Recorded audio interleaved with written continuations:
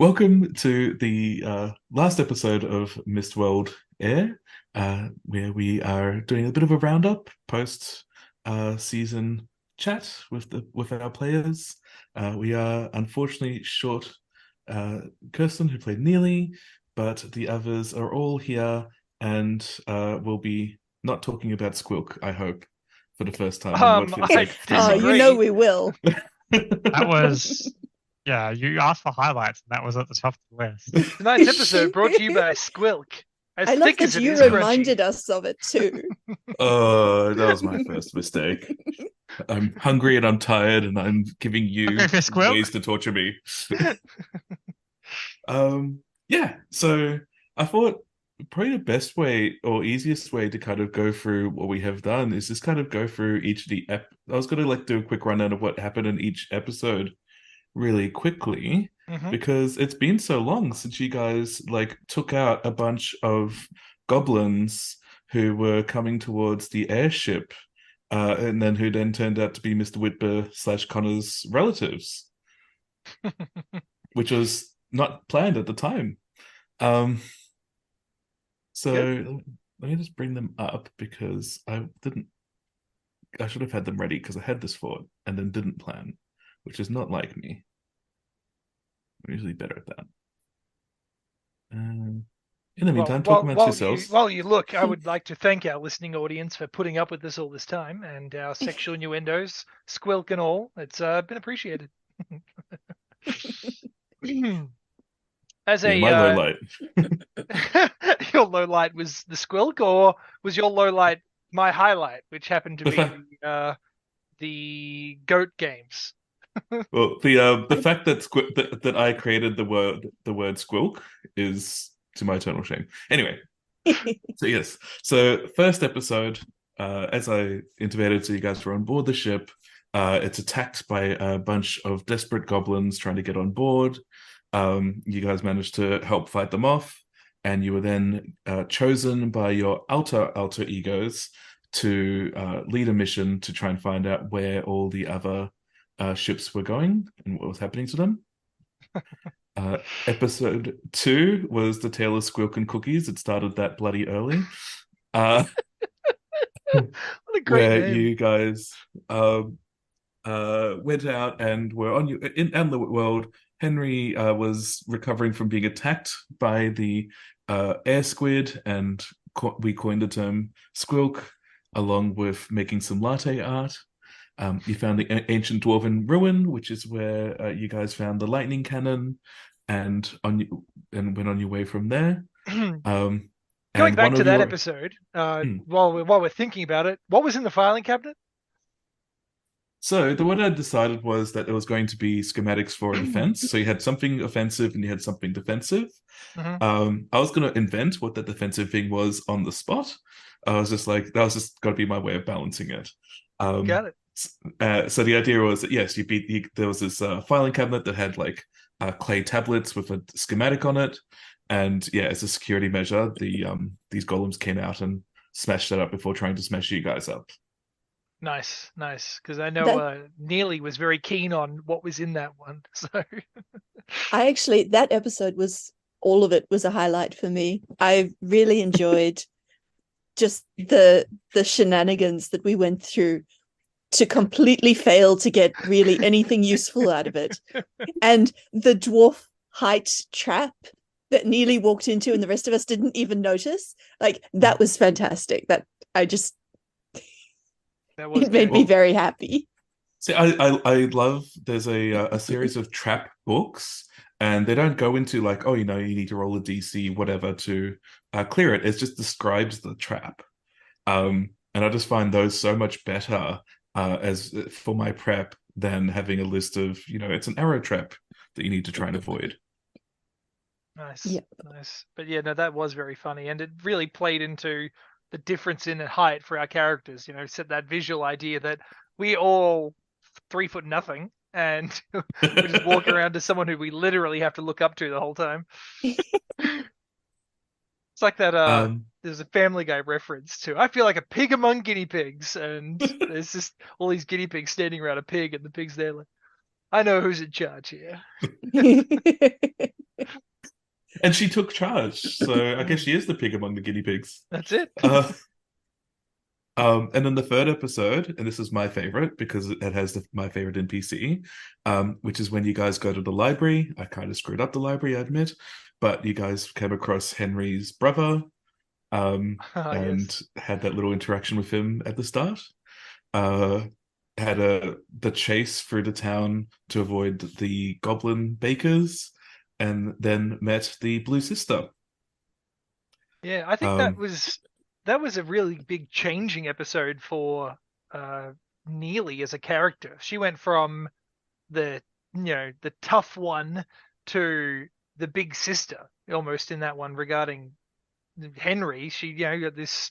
There was a big change in her attitude from God, I got to look after this kid to I have to look after this kid. Yeah. It was an interesting episode and a very strong There was change of dynamic. character growth there for Mm. sure.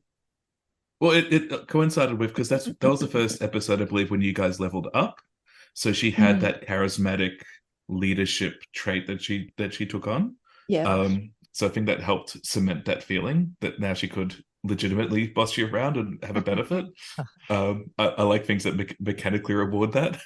Yeah, that's good. No, and it was a nice character development episode for both. I think because Henry had his moments and he became very unsure of himself, and in the polar opposite, Neely became more of the leader, and yeah, it was interesting.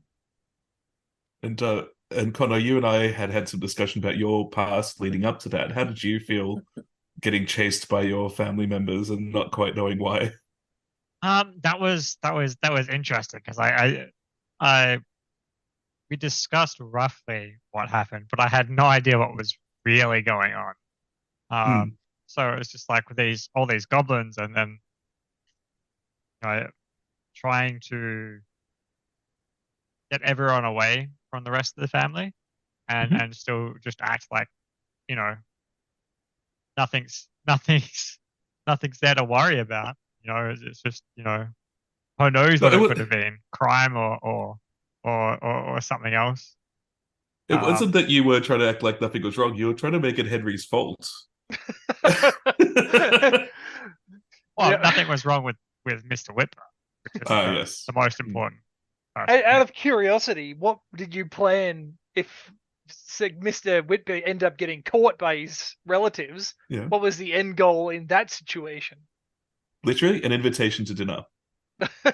Like an invitation to dinner, awkward hugs, where have you been, and hopefully reconciliation as they realize that he didn't deliberately burn down the original bakery, as was revealed in the future background episode, which I think is the one after this one.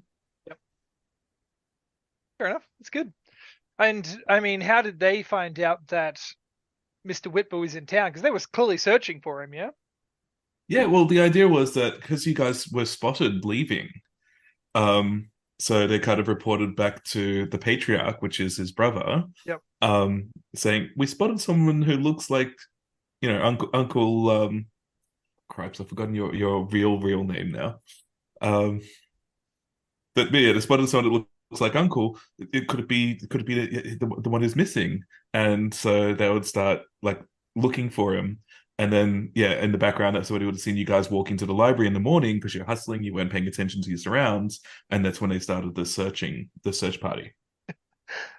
Henry, what did you do? That's good. And then the fourth episode, which was the kind of, as mentioned, that bonus family episode. I do think that was one of my favorites, just because it was ridiculous in every way. Mine too. You enjoyed playing a loathsome child who wanted to be a future gang leader. Yep, that's it. The hard ass with the badass with the heart of gold. That whole episode genuinely terrified me. Why? Hey, you had terrifying? Plot armor. You were the only one with plot armor, yeah. That's why. I had to look after two children. It's surprisingly entertaining to play just a child who has got no idea what the real world is like. Reckless abandon, yeah. Yeah. And I've never been anybody's baby sister, so that was kind of fun too. And now you know the joys of pissing off everyone around you. But you're gonna say you never knew being a child, so I was like, okay. No, I was a responsible child in the real world. I was like the eldest in my group of my parents' friends all had kids, mostly because I was apparently very cute as a 1 and 2 year old. So they're all 2 to 3 years younger than me. I was always the responsible one. So it's kind of fun not being. So you're literally the trendsetter. Yeah. Okay. I mean, I was the youngest, so, but I was also like a Christmas present, as I refer to myself. Nice.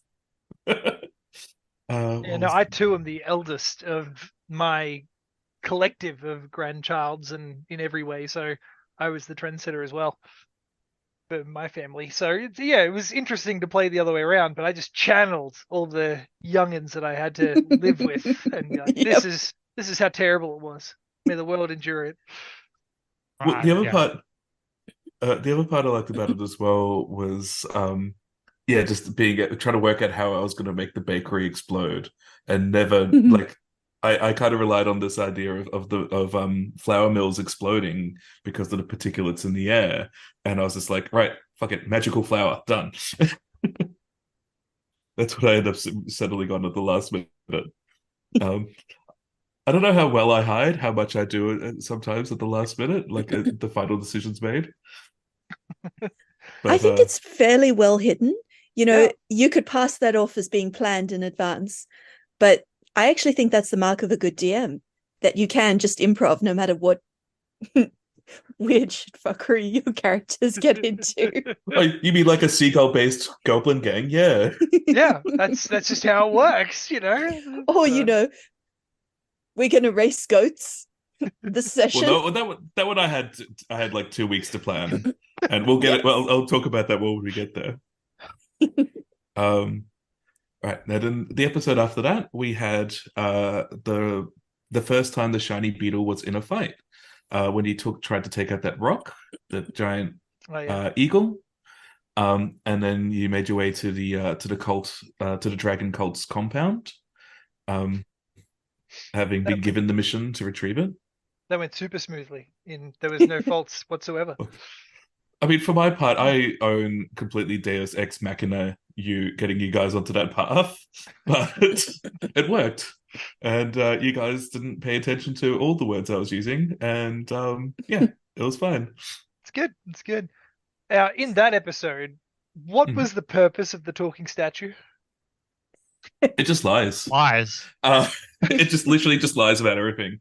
So it's more of a delay tactic. Got it. But also, so when I created that, I used a website called Donjon, DONJON. Oh yeah, I know the one. Google it. And you can just randomly generate like small dungeons, and that's what I did. So it creates like little scenery in the background, and one of those things was, in this room there's a statue that lies. I'm like, oh, these guys are gonna suffer because of this statue. I am shocked that I didn't pick that up. I don't know how you didn't either. I mean, I was being ridiculous with that statue being like focusing on the fact that it was half naked. I remember that much about it, but I never clicked that it was just lying the whole time. I don't know. There's nobody in this room. Wink, which should have been a really obvious. I just thought he was a dick. Also, yes. I was like, God, here we go. This guy. I never picked up that he was just constantly lying. Yeah. But that's really in character for you, because Henry wouldn't have picked up that he was lying. I think he just Henry believed that everyone was honest. Really similar in some things. Yeah, except that you're taller by quite a considerable amount. Yeah, that's it. About 3 Henrys make up me. 3 Henrys in a trench coat, pretending to have their ducks in a row. Guys, we use metric, not imperial here. All right. I'll get 3 Henrys to the Lucky, or 3 Henrys to the Lucky and 4 Lockies to a mile. I mean, technically it's 3.2 Henrys to a Lucky, but we can round it for ease. Yeah, that's it. Yeah, and I mean, Dan's The- making the I'm face trying not to again. break. There was an option to, was it the shrinking down of that catapult, or the Yes. ballista? That was, we all just completely missed that, I think, was what Yeah. happened there, wasn't it? Yeah, We so it really wasn't. did. It didn't shrink so much. It was just a bag of holding. So Yeah. good old. They stashed it in a bag of holding. They tied it to the ballista. I described it. I kind of hinted that they must have had some way of getting this thing around really easily for them to steal it the way they did. And yeah, they just left it tied to the thing for convenience. And again, so I'd be like, oh, there's weirdly there's this bag strapped to the ballista. Anyway, blah blah blah blah blah, and like I nobody think kind we of were picked all up this just weird thing. like really tired or something that session because we just missed that 100%. And you're Yeah. right, the clues were there. It should have been really obvious, and just none of us picked it up. So we were trying to fit this thing through we the tried to pick it doorway. up. That was the thing, you know. Yeah, It was very much to me. It was like that Yep. episode of Friends where they're pivoting the couch Pivot. around the corner. Yep. I mean, Like, Neely wasn't there that episode either. Was well, but her and Darling were also flying around providing air support. So Yes. I mean, yeah, I'm Yeah, curious as to yes. whether, as a player, we would have done better. having kissed him there. Possibly. Possibly. Dan keeps on talking about bad guys because moving on to the next episode, this is the sixth one. It's called "Have You Heard the Word of Our Master?" It's the second half of that ziggurat scenario, and again, I start very deliberately saying, "There's this bag hanging from the ballista." Anyway, so you don't have the tight excuse for that one. Yeah, I just don't. I think we're like, yeah, well, it's a bag. What of it? Yep, pretty much. So it's lucky then that I got the bad guys to come out and show you. Yeah. I think it would have been much funnier to try and push it through all these tiny doorways and, spend the next 3 episodes trying to get it outside 3 rooms. Funny, yes. Efficient, maybe no. Probably not the best use of airtime, no. Yeah. And yeah, so in that episode, so episode 6, it's called "Heard the Word of Our Master." So you guys managed to steal. You eventually worked out how to steal the ballista so easily. I put that in the show notes. You had a quick detour, and then you found yourselves in the Clockwork City, and that's when Danny invented a goat festival for me to have to work with for the next 2 weeks.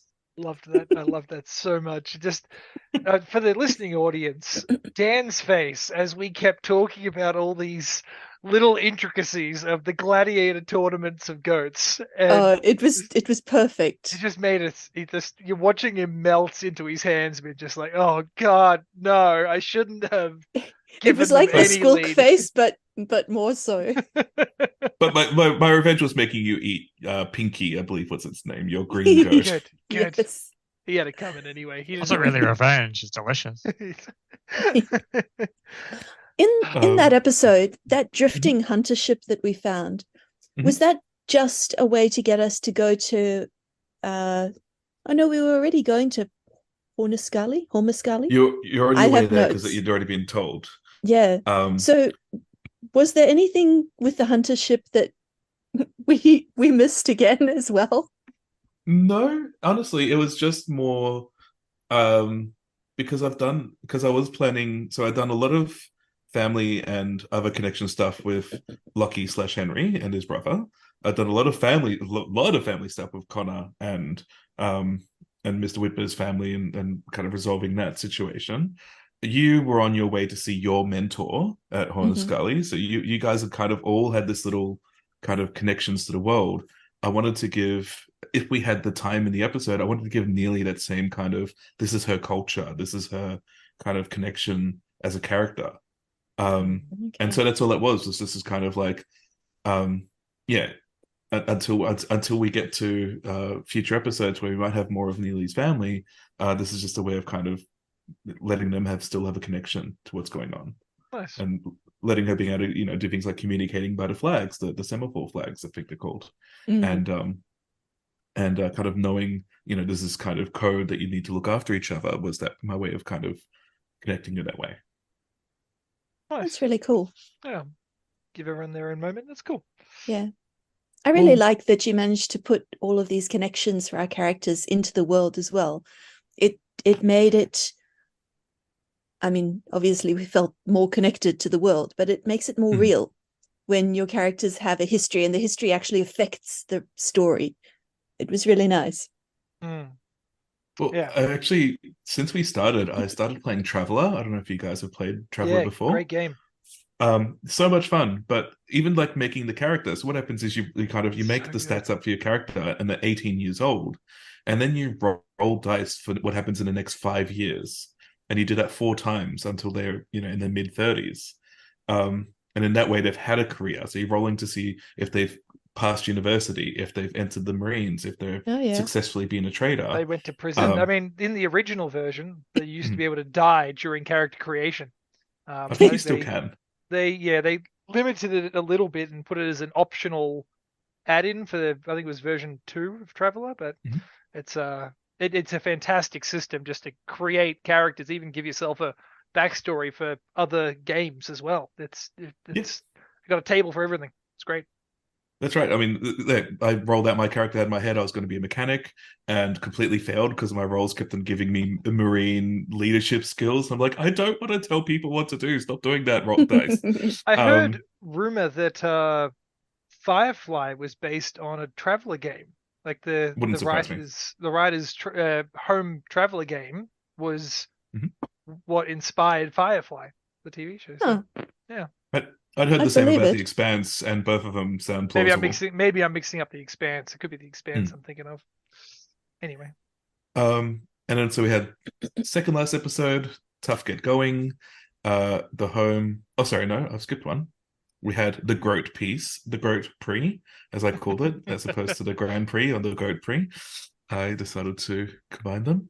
So yes, so you guys had the goat race of a lifetime. I had my work cut out for me trying to work out a way to keep you all involved in the race, which I think I did okay. Yeah, I think it went really well.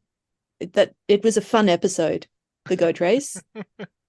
I'm sure the audience thought get on with it, but as players, we very much enjoyed it.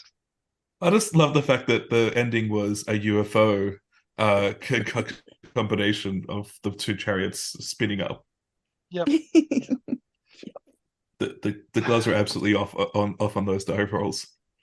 I have to say for me, I think I ended up sending the feedback through to Dan. The goat racing was probably, I didn't find it super enjoyable.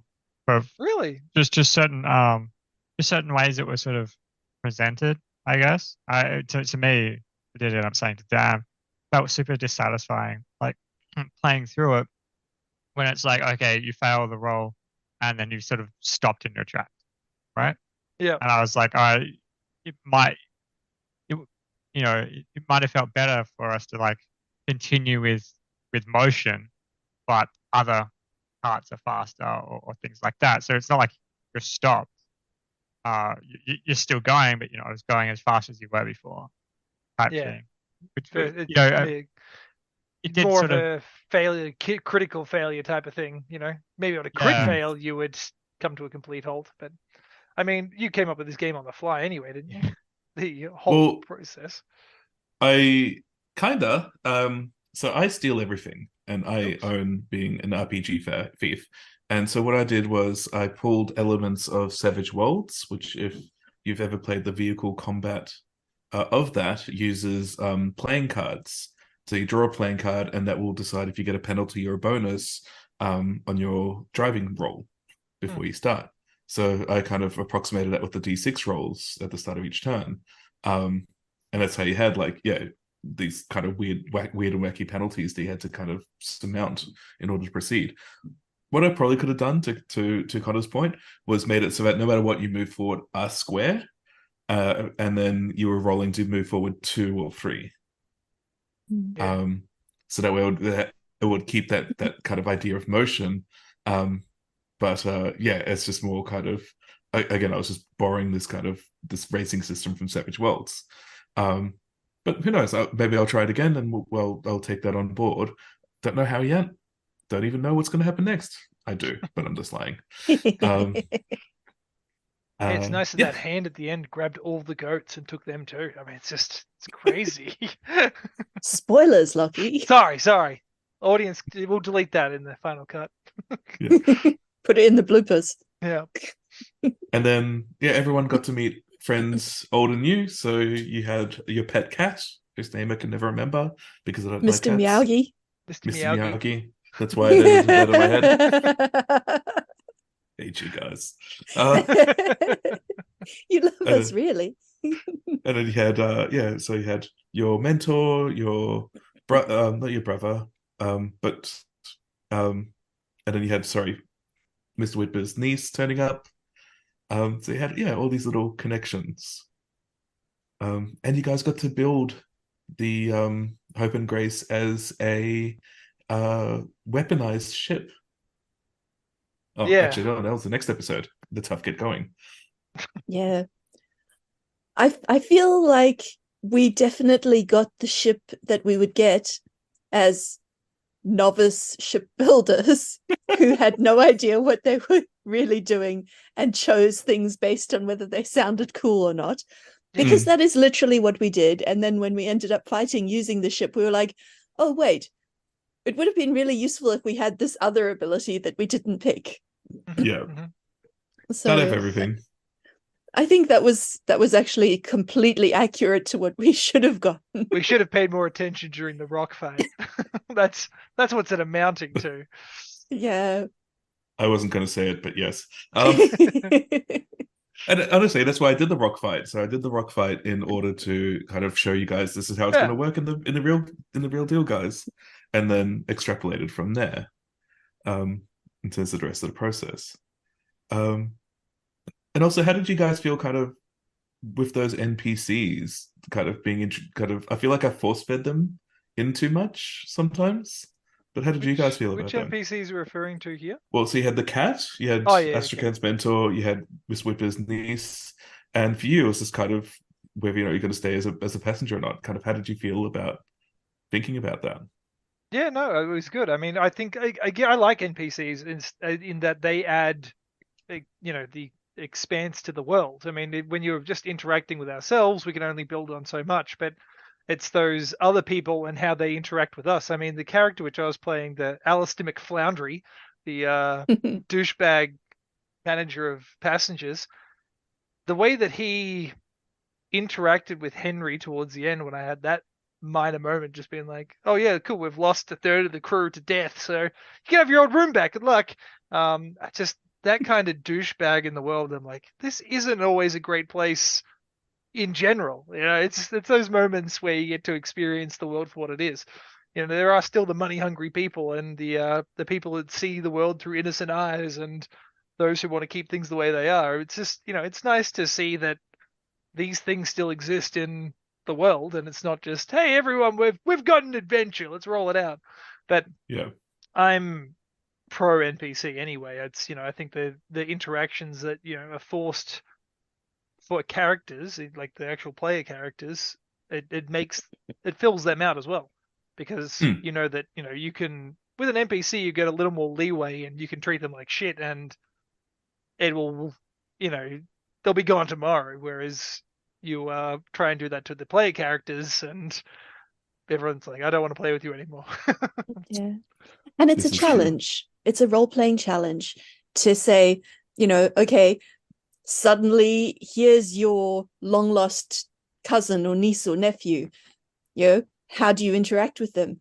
Which you haven't necessarily thought about as a character. And I'm looking at Mr. Whitby here.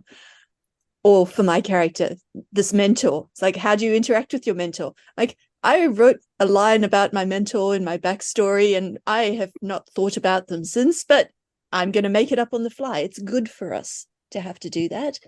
So I like it. I'm pro NPC as well, the same reason. Excellent. I mean, when Henry met his brother, Dimitri, that's his name, isn't it? You called him Dimitri, which was just an amazing, hard right turn from the naming strategies, going from Henry to, Dimitri. Well, Dimitri sounded much cooler, and I wanted him to be the cool paladin that the world knew and was famous. his brother Henry, and it's just. But I mean, I think a lot of Henry's actions always, like, there was a lot of moments where he was reflecting back onto what Dimitri said to him, being that, you'll amount to nothing, go home. And there was all these times where Henry had to fight those thoughts, and whether nearly pulled him back out of it or he did something to be like, I am worth something. It was that moment after, like moments after that conversation we had, which I think influenced a lot of Henry's actions, which was kind of cool. And then we had the boss fight where nothing much happened. Yeah, so that was yeah, I don't think I need to describe what happened there. How do you guys feel that turned out? Well, I mean, Henry died nearly more than once. And I mean, I think, like, from Henry's point of view, or my point of view as a character, I'm like, Henry would only shoot at disadvantage if he's got any of these guns. So Yeah. he's probably not too useful in the helm. And then I'm like, well, Henry's really a one-trick pony in that he's got a shield and can counter. So I'll use what I can to my advantage there. So being on the roof of the thing was, yeah, it was probably my best option, as opposed, like, to try and save some of that damage that we kept taking, because it didn't look like a winnable fight for most of it. I don't know about what you guys thought, but although it didn't seem like a winnable fight to me, it felt easy. Like, I was expecting it to be much more brutal as soon as this dragon came out and we just saw it tear through the other, blimp ship. Yeah. And yeah, Cisco. getting to the end and finding that it wasn't actually the real big bad put that fight into a good context, because it was a weird combination of being a fight that almost killed us all, that still felt weirdly easy even though we were losing. Yeah, it's like you go fighting a black hole. You know you're gonna lose, but how easily are we gonna lose? Well, I think I mentioned to you guys that I play tested that fight in person with some people close by to me. Yep. And one of the things that they did that I was half expecting you guys to do, and I didn't want to give you the idea beforehand, was they used Astrakhan's new tripwire weapon to basically tie the dragon to the Hope and Grace, so it couldn't take off anymore. And then one of them jumped onto the dragon and rode it into the mist, basically, to their doom once it died. Like, they tried to get free. Oh no, they managed to get free just in time. But yeah, they almost went down with the dragon.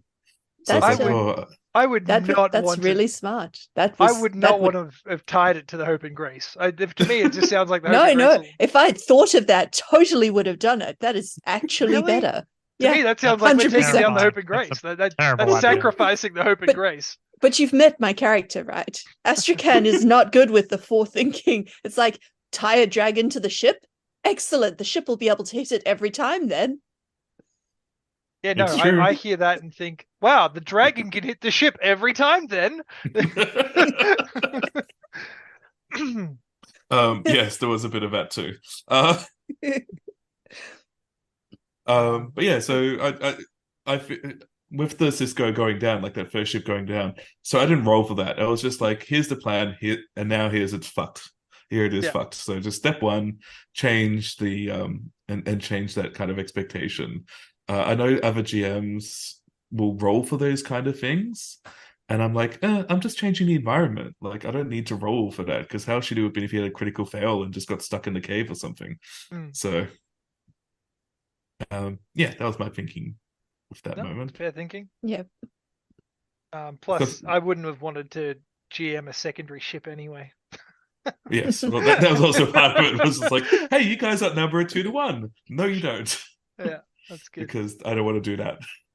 The other ship ended up surviving. So it got made safe after the dragon was saved, but it does get, spoilers alert, it does get yanked down along with the Hope and Grace. Nice. Bart has conflicted feelings about that. What are your feelings on that? My feeling, I was talking about the spider. It's like, Oh, is Axis still alive? Like good or bad? well, Well, I mean- he's dead, so he doesn't care either. Anyway, Oh, he's dead. Oh, yeah, he got okay. squished by the dragon at one I point. didn't. I didn't. Yeah. hear- I thought he fell down into the mist. I didn't know he got. No, he squished. fell down into the mist. You're Yeah, correct. yeah. So But that's why I was like, maybe he's webbed onto the edge of a cliff or something, depending on whether he can breathe in that mist long enough. But he just makes a little egg cocoon around himself. Good luck to him. possibly. So sad. And how did you guys feel about that? The final knife twist at the end there. Where even after we won, we lost. It was Yeah. not unexpected. Honestly, I was waiting for some kind of twist to be like, you haven't actually saved the world and there's some terrible thing that's going to happen. There were too many epilogues that had too many things going on for it to just be the dragon.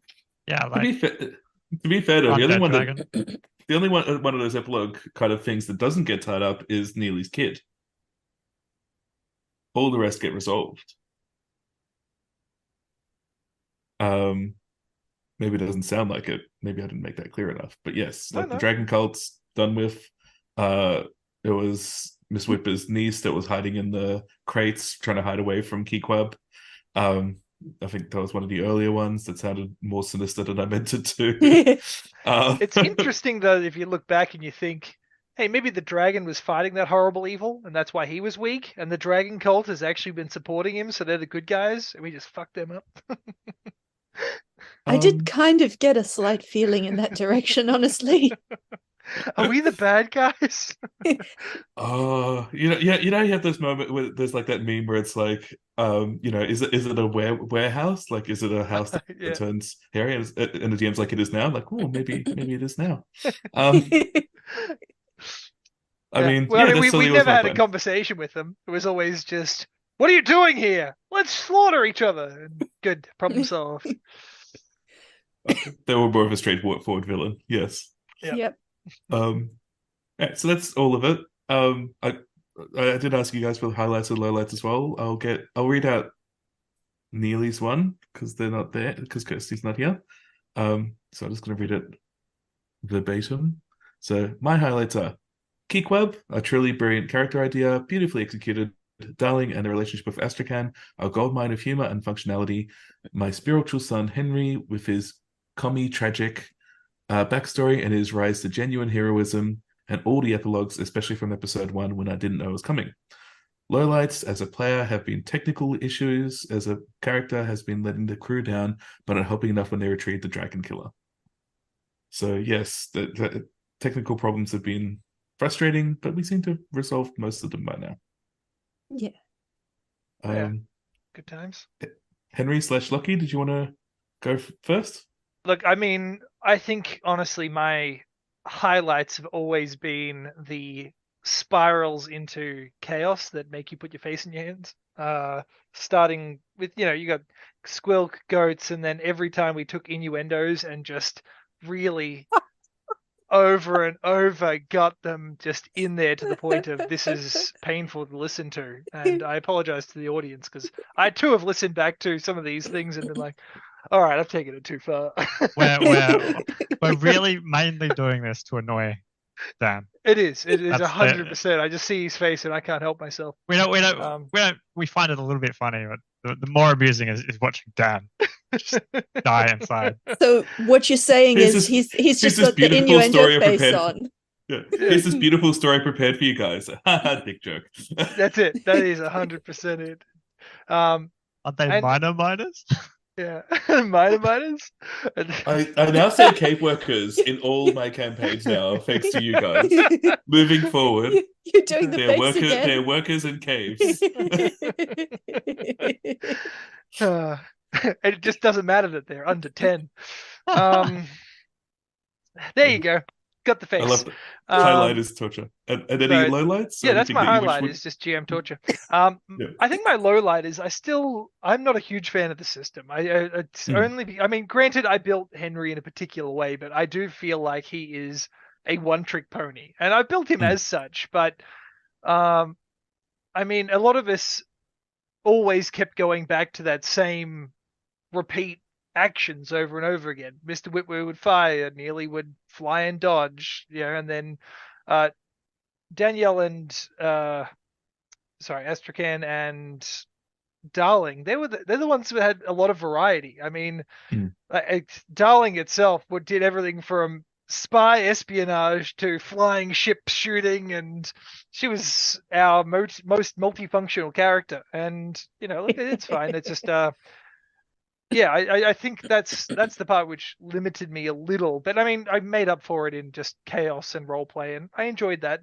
But it's as from the systems point of view, I wasn't a huge fan of the limits to what you can do. Fair But I enough. mean, again, it always comes down to roleplay and how you play a character. And again, I blame a lot of it myself. I picked a character that could shield, react, and react to being shielding. So yeah, that's probably where it comes back to, is how I built my character more than the system. But Mm. I do feel limited by the system for that reason as well. Fair enough. But other than that, yeah, no, good. Connor? Um, my highlight was really playing the spider character. I think I enjoyed them more than Mr. Whitbird, to be honest. Mm. K-Club. Yeah, Kebab. Was thoroughly enjoyable playing. And then I obviously can't get past the just torturing Dan with things. That's that's really the reason I play it, much more than like any other story that Dan has come up with. That's to the side. It's filler between these moments that Dan is going through right this very second. We should work a bingo chart on the side. We'll have a separate chat going where we can just cross off things we can say to get Made Dan pinch his nose. Yeah. It's a square. Other Dan highlights. stops yes ending. Yeah. Then my other big highlight has just been putting together different memes and putting them into the Discord. Yeah. Yeah, that's yes, that's just on that Go on. note, yes, Connor is an absolute wizard at putting up memes, personalized memes, not just googling some shit on the internet, like creating them on the fly in the middle of these sessions. There was So if you wonder why, there was if an if Connor's episode. like being quiet, it's because he's frantically making a meme. There was an episode that absolutely broke me, and I had to just turn off my mic because I was done. And it was a reference to us having to shoot the dragon up its butthole, and he'd he'd photoshopped this beautiful meme of the pilots from Star Wars trying to shoot the tiny hole on the Death Star, but replace the Death Star with the dragon's anus. And how he got the image and the way it all worked, it was insanely beautiful, and I lost it. It was the highlight Beautiful of is most of one my word scene. for it. It was beautiful. It was have so other perfect words. in every way, and I was ruined. I was wetting myself for about 5 minutes only to chime in when I had to go back to laughing. And it was good, so good. Lowlights for me. I'd have to echo Lucky a little bit with the way the system played out. It was interesting, but it sort of didn't feel like we had. It was a little too open-ended for me. Mm. I guess I really enjoyed like the fact that we were able to just go and make stuff up, and your flexibility, Dan, of just being like, okay, here we go, like absolutely, this is now a thing, and then regretting it afterwards because you gave us a little bit of rope to start with, and Kept tugging. yeah, I we think rapidly formed a noose with it. the thing was that we could do anything, but when you're anything you would do that would be outside what your character's able to do is a disadvantage. I think that's where it's like, cool, I want to pick up a different weapon that I haven't used before. It's like, great, everything you do is a disadvantage. I'm like, cool. So I'll go back to my sword and shield again. Really to be made clear, us go it's not special. disadvantage. If it's a one-handed weapon, it's 2d6. But ultimately it makes a difference, right? Yeah. There's nothing that really made us special. Everything was, hey, like 5 or a 6, and we're good. And never really felt there's much risk in doing anything at all. Okay. Never really felt those drawbacks for things. So anything we wanted to do, we could probably do. And there wasn't really much, oh, should we do this? Should we not? And then, for myself, the episode with Blue, keeping myself at the hotel, sort of, or the inn, sort of kicking myself over that and not getting involved with the group because, Mr. Whitber doesn't want to see wants to stay away from his family and things like that. But, ended up missing out on a pretty cool event that you planned, Dan. And I found that's something I tend to do in other games as well. And being like, oh, I would just play it safe and hide, stay out of things. I think that's where you start needing to lean on Henry and be like, can you quickly crochet me up some bunny ears and I will be a rabbit for the next. Yeah. I'm making the face again. You are making the face again. Mr. Whitber, bunny boy extraordinaire. But I did that as well in like the episode before with the Dwarven ruins. Staying on the ship, like on lookout type thing. It's like, oh, what happens if the clouds, if the mists start, collapsing, or someone tries to ambush us or whatever, and because of that choice, made the sort of didn't get involved in the rest of everything else, and so putting myself into situations to actually not play the game instead of playing the game is something that I do regularly. Does it make you to change it as a player? Does it make you want to change the way that you do those things? Like, looking back, would you do it differently? And in the future, would you do it differently because of how you've experienced this? Or do you think you'll still be inclined to do the same thing? Be super cautious and just be like, Was it a growth moment or was it just a moment of FOMO? More, I guess, a moment of FOMO, but it's like knowing that it can be sort of comfortable to be like, oh, nothing bad really will happen if I'm not overly cautious, type thing. And then I think that that's one of the reasons that role playing is just in general is so good, because we get to try out being people who are different from who we are in real life and not have any like real consequences. We can play a character who is cautious and stays back, or play a character who's an insane murder hobo. And, if you insane murder hobo in real life, there are some significant consequences, but if you get caught, you can, yes, if you get caught, but you can play some of those character traits and explore what they feel like in a safe space. I think that's part of the joy of role playing in general, that you learn more about who you are if you try being slightly different versions of yourself. Well, on that note, we just had PAX here in Melbourne, and I was on a panel discussing exactly that, the social benefits of playing tabletops. And I really feel like whenever you make a character, it's usually one of three things. It's either a self-insert, you're playing as yourself. It's you're playing as someone you want to be. Something that kind of moving towards where you want to be, or you're playing an experiment, somebody who's completely different from who you are, just to see what that feels like. I really got into role playing as opposed to just self-inserting when I played a 15-year-old teenage girl who was just an absolute sassy, nasty so-and-so. That's what I kind of was like, oh, so it's not just me playing a ranger, an animal companion ranger, because that's who I am, who I'd be in real life. Yeah, exactly.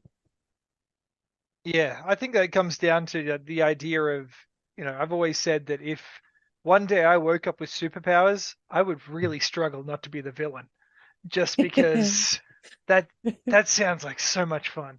And you As know, long as you don't get caught. what? As long as you don't get How caught. could you catch me? I got superpowers. Well, Like, what are they going to do? Set some superhero on you? Pfft, they yeah, don't. they don't have any superheroes. And even then, I think that would be fun to be a super villain with a superhero challenging you. Let's bring it on. Let's see what happens. But Megamind. Yeah. yeah, that's it. Also, yeah. I think that's where it comes down to, is that I get to experience those moments where I have unrivaled power, and let's see what happens. And I mean, you don't get to experience in real life, but if I end up rolling up a level 20 character, I get to see what happens. It's nice. Okay, so that's why I'm not doing a high power campaign with you. You'll turn out to be the big bad guy. Is there a problem with that, Dan? Just go with that. Make that the point. You're playing the villains. The heroes are your antagonists. Yeah. If you start being too that. good, then, your evil minions will stop respecting yeah. you and try to take over, and then they're your antagonists as well. It could be fun. Well, And we've they'll already just be found out out. here running their kingdom with their little hench person Loki and whatever, and then there's suddenly this weird airship with these 3 little midgets and a thing coming through and causing shit. Well, we already found out that we're the bad guys. The dragon cultists were the good guys, and we've just, doomed ourselves. While the dragon was resting to gain power to fight that evil, we killed it and then sought the evil upon the world. So, but I Didn't get still any have milk one of its about it. eggs, so we can still save the good, day. good. Omelet. You wake No, up for and the look at dragon. it. So I'm gonna cut here and say, Danny, what was your highlight and low light, or low light? Because you're Andoring too much. Yes. The probably as a player, the low light was some of the ship to ship combat, because it's not something that my character was really good at. It took some skills to try to get better at it, but I still got dice slice and was basically just my golem was better at shooting the guns than I was, just because of dice rolls. Mhm. And because the ship only had 2 actions and there wasn't really much that we could do on the ship, most of us, certainly Astrakhan, couldn't do much except use the ship's actions. There was a lot of time that went past without being able to really get anything moving forward, which is probably quite representative of actual ship-to-ship combat. But as a player, I didn't feel that I was really contributing all that much in those instances. As a character, Astrakhan was having a great time shooting really badly and vaguely worrying about Henry, who was out standing on the hull of the ship. Other than the ship-to-ship combat, which I think would be more fun once we got into it a bit more and were a bit more experienced with it and maybe made some better choices about our ships. I actually like the system. I quite like how fast it goes. One of the things that I find with a lot of the more rules-heavy systems, even something like Savage Worlds, which is quicker, is anytime you're in combat, it just takes forever to get anything done. You can spend 3 hours in one fight, which only takes in-game time like a minute. So I really like how quick it is, and I like that it made us improvise, because there's only so much you can do with 1, 2, or 3d6 and like 2 useful skills per character. Yeah. So for me, I enjoy that kind of improv, and I find that it is a role-playing challenge to try to make the character do something interesting and fun without having the rules behind it. On that note, I love the Savage World system, but unless you know the combat system really well, it's really slow. It's once you kind of know what you're doing and have spent the last turn planning it, then it works a bit better. Yeah, it's like the feng shui system.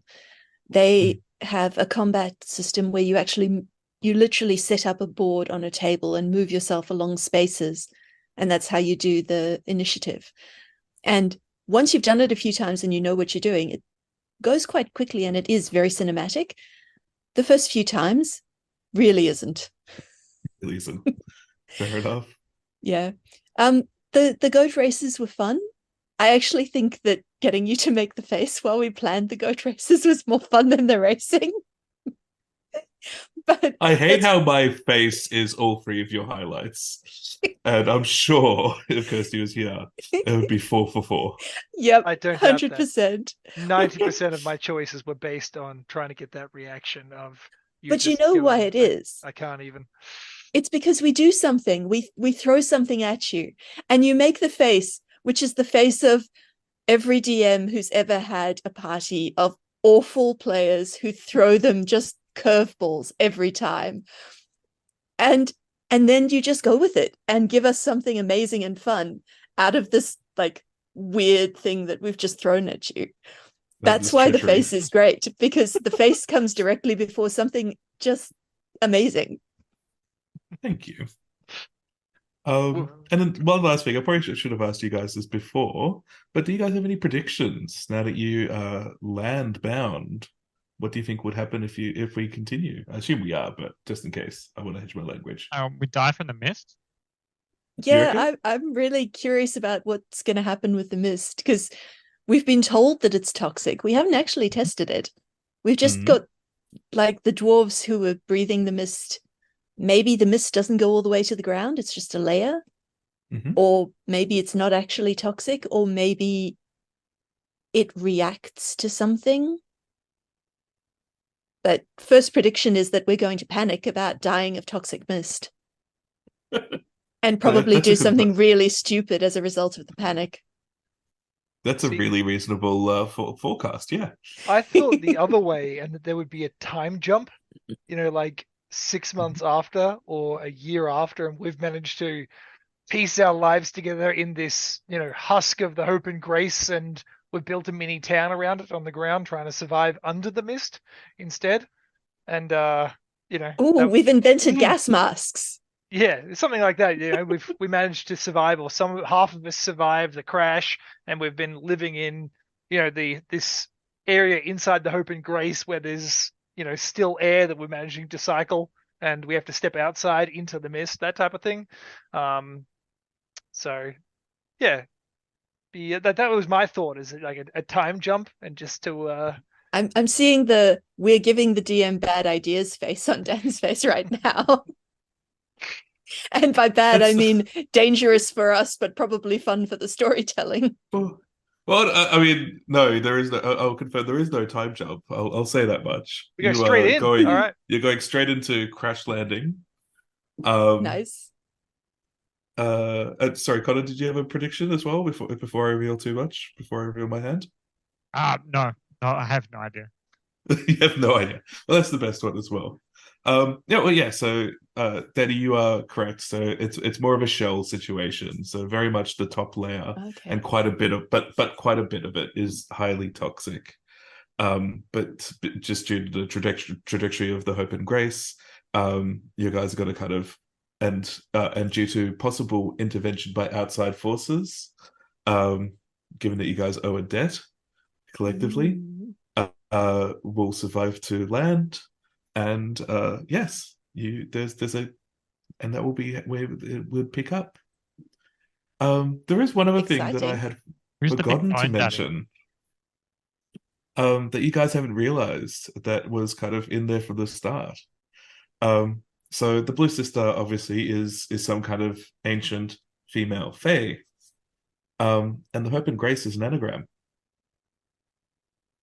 Really? Hag. Mm-hmm. So this is kind of so what was hoping to instill with that is this idea that there's a fair bit of predestiny happening in the background as well. Oh no, we're the chosen ones and the baddies. You're the chosen baddies is the real secret here. I'm gonna have to upgrade Darling so hard. yeah, we get to a certain point in the future, and it's like, Danielle's dragons hatched, and then in the process of us realizing we have to save the world and sending the dragon back in past, we released the mist in the past, and here we've created a time loop. Interesting. I can see us doing that. Well, did you guys have anything else that you wanted to add before we finish up as well? No, I don't think so. It's I like where I left it with Henry. He was trying to get out. He was trying to quit, and then I'm just imagining at that moment he gets sucked down into the abyss, and this is like, even when he wants to, he can't choose his own destiny. It's nice. No. Destiny's chosen you. All right, well, I think we'll leave it there. So as I mentioned, so after this, there's going to be a few episodes where I do my DM prep. If you guys listen, you're welcome to, but there'll be some spoilers for future plans as I did some scaffolding. So up to you if you choose to or not. I can't stop you because you guys are grown-ups. It's online. I'll save it and listen afterwards. Yeah, and and then if we're still willing, there'll be a second season of a similarly short campaign, because I like this idea of having 8 episodes done. I feel like we squeeze a lot into that time. Yeah. Good. I'm super keen. I'm looking forward to it. Yeah. That's great. And plus I need to do all your backstories because I've only done 1 out of 4. So they need to make an appearance at some point. Clearly going to be 4 seasons, right? And backstage voice. So I'm planning for 3. Actually, on that note, I'm planning for a total of 3. But everything 3 lots of changes it. when the Fire Nation attacks. And then there'll be the Fire Nation attack, and that'll be the 4th one. It will transition to another setting, another system. And I guess on that note, so the reason why I chose you guys to fight a dragon is because I feel like at some point, like every fantasy RPG party needs to fight and kill a dragon, and so I wonder how I'll be able to top that next time round. Good. Good. Think about I'm that. sure you'll Time find a travel. way. I have. I think we'll end it there. Thank you so much, guys, for coming on. This is actually a lot more fun, a lot of fun, talking about it, and yeah, good kind of hearing you guys' thoughts as well, because you don't kind of do that normally in your DM stuff. Yeah. And yeah, we'll be back. This has We'll been be super playing together great. in a few weeks. Pleasure. Thanks for Yay. revealing the secrets behind the wall. The veil has been No. pulled back. Oz, the mighty and powerful. Oz, the frantically scrambling and looking for random generators online. Yes. Pay no attention to that generator behind the veil.